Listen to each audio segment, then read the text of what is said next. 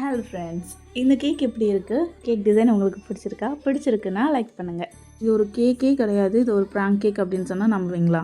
Actually அதுதான் உண்மை. Client வந்து என்கிட்ட 1/2 kg ப்ரௌனி ஆர்டர் பண்ணியிருந்தாங்க அவங்களோட அனிவர்சரிக்காக.